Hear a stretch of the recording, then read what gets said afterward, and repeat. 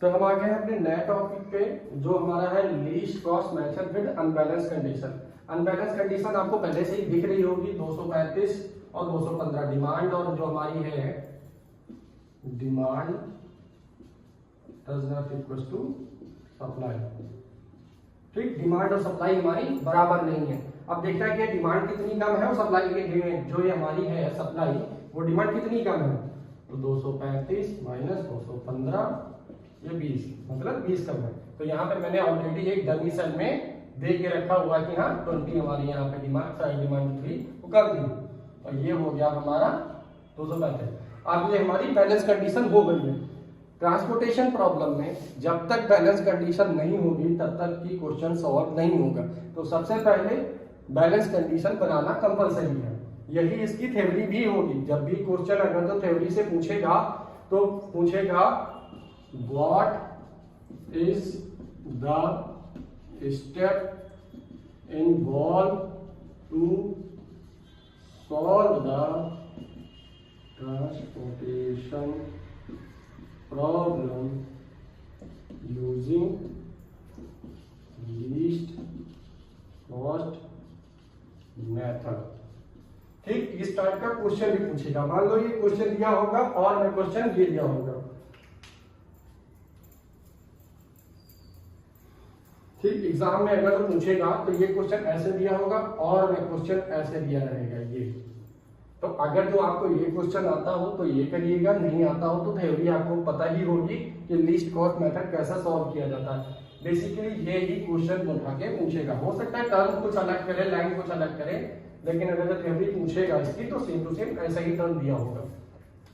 अब थ्योरी ना हटा के सीधा क्वेश्चन पे जाते हैं, क्योंकि थ्योरी तो आप जैसे क्वेश्चन सॉल्व करेंगे वैसे ही लिखनी है आपको, सेम टू सेम, इसमें कुछ भी नया रॉकेट साइंस नहीं।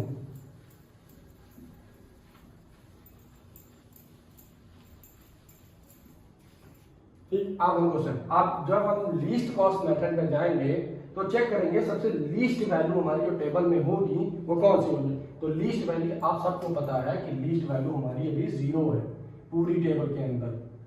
ठीक, तो पूरी टेबल के अंदर जब हम लीस्ट वैल्यू को ही सॉल्व करेंगे तो लीस्ट वैल्यू में हम चेक करेंगे कि डिमांड हमारी कितनी है, सप्लाई कितनी है। तो डिमांड हम देखेंगे 20 और सप्लाई देखेंगे 76।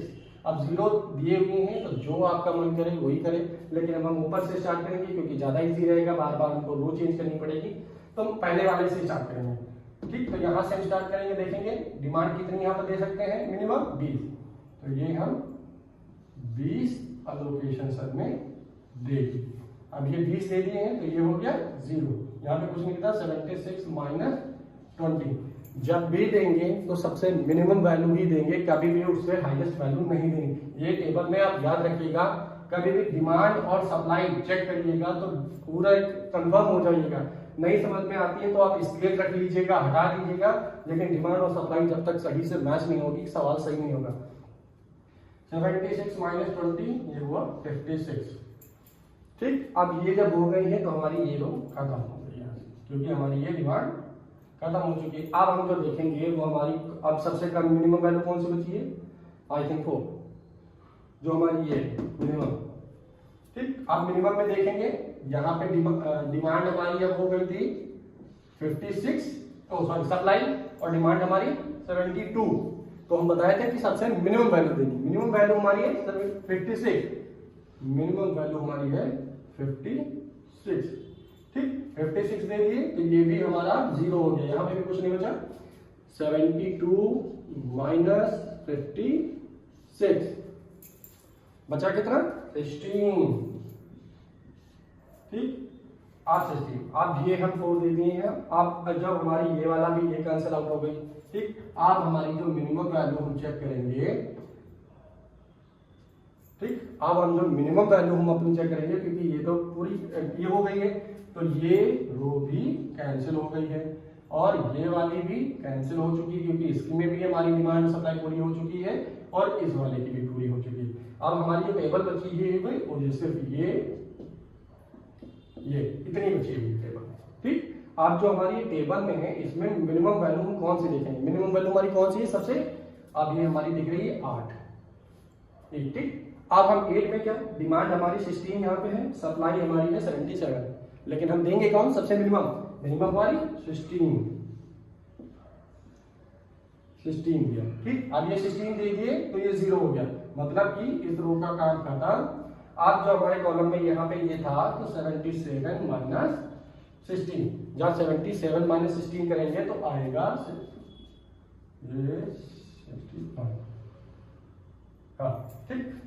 अब जो हमारा जो बस कितना 4 बचे, 4 ये इतना 2 अब इसमें मिनिमम वैल्यू दोनों जगह 16 मिनिमम वैल्यू है, ठीक। तो कोई सा भी एक जो आपको समझ में आए, चाहे इस वाले 16 से ले लीजिए चाहे इस वाले 16 से ले लीजिए, जहां से भी आप सोल्व करेंगे आंसर सेम ही आएगा।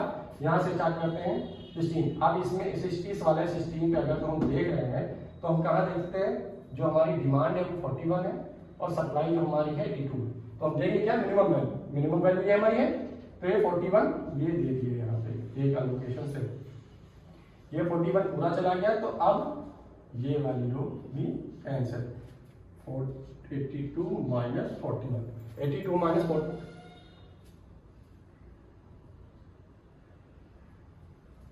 41 एक और ये 4, ठीक। अब हमारा सिर्फ इतना बचा, ये 1 2, हाँ ठीक। अब ये हमारा कितना बचा, यहाँ देखिए सप्लाई है, यहाँ पे भी 41 बाकी है, नहीं पूरा नहीं करेंगे, नहीं तो आप लोकेशन सन समझ लेंगे इसको, ठीक। आप इसमें मिनिमम वैल्यू कौन सी है, जाहिर सी बात है एक ही बची, तो 16 वाली मिनिमम वैल्यू है। 16 में अभी कहता है डिमांड जो हमारी है वो 102 है और जो हमारी सप्लाई है वो 61 है, तो हम कम वाली वैल्यू देंगे 61 दिए, ये कैंसिल आउट हो गया क्योंकि इसका भी काम खत्म। अब 102 माइनस 61 बचा कितना 1 और ये 4, अब 4 बचा। अब जो लास्ट बची है यहाँ पे देखो, डिमांड भी 41 सप्लाई भी 41, मतलब 41, ये भी कैंसिल आउट ये भी कैंसिल आउट, पूरी टेबल सॉल्व।